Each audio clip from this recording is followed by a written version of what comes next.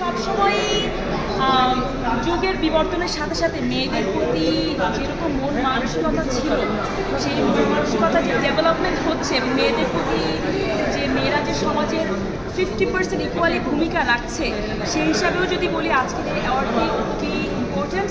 এবং আমার মনে হয় যে মেয়েরা আপনি যে কোনো কিছু রেপ বলেন, ছিনতাই বলেন, মেয়ের মার্ডার বলেন, যে কোনো কিছুর পিছনে দেখেন একটা মা যদি তার সন্তানকে ঠিকভাবে বড় করতে পারে এবং আমাদের যে মৌলিক চাহিদাগুলো মেটাতে পারে। বাবা তো সব পারে না, মানে এখনকার সব কিছু এত বেশি এক্সপেন্সিভ হয়ে গিয়েছে। মায়ের যদি যেরকম কন্ট্রিবিউশন থাকে, দেখবেন কি সমাজ, একটা ফ্যামিলি, সমাজ, সেখান থেকে একটা দেশ, সব কিছুই আমরা ওয়ার্ল্ড ওয়াইড আমরা একটা ভালো কিছু আশা করতে পারবো। তো সেখান থেকে আমি যদি বলি ইন ডিপ রুট আজকে যে অ্যাওয়ার্ডটি পাচ্ছি আমি সম্মানিত বোধ করছি এবং ধন্যবাদ গ্রিন ই সম্পূর্ণ অ্যাওয়ার্ডের যারা অর্গানাইজার সবাইকে।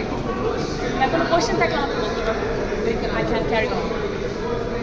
আর আদারওয়াইজ আমার মডেলিং আসলে আন্দোলন থেকে আসছে এখন যে দেশের আসলে আপনি কি মনে করেন পরিস্থিতি নিয়ে একটু আমরা জানতে চাচ্ছি। আসলে আমরা দেখছি সবাই আসলে আন্দোলন করে, আমরা দেখছি মাসেই সবাই নামে একটু হলি ডক্টর ইউনুসের বাসভবনের সামনে আগে কখনো এইভাবে দেখছেন প্রধানমন্ত্রীর বাসভবনের সামনে দেখেন?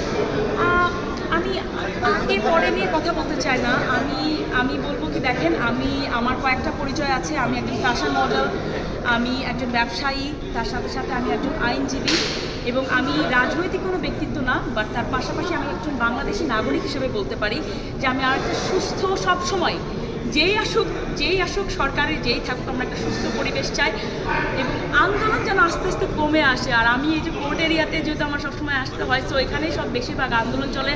তো দেখা যায় কি এত সময় চলে যায়, মনে করেন যাওয়া আসাতে আমরা কাজ করবো কী করে, সব কিছু মিলে খুব ডিফিকাল্ট হয়ে যায়।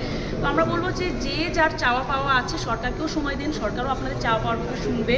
আপনারা একটা জিনিস চেয়েছেন, সেটা হয়েছে এবং সেইটা যারা এখন আছে তাদেরকে কিছু সময় দেন। তো সব কিছু আমার মনে হয় একটু যদি আমরা ধৈর্য সহকারে করি, লাইফ ইজি হয়ে যাবে। প্রশ্ন আছে একটা প্রশ্ন হচ্ছে নারীদেরকে আমরা দেখি অনেক ক্ষেত্রেই তাদেরকে একটু আড়াল করে রাখা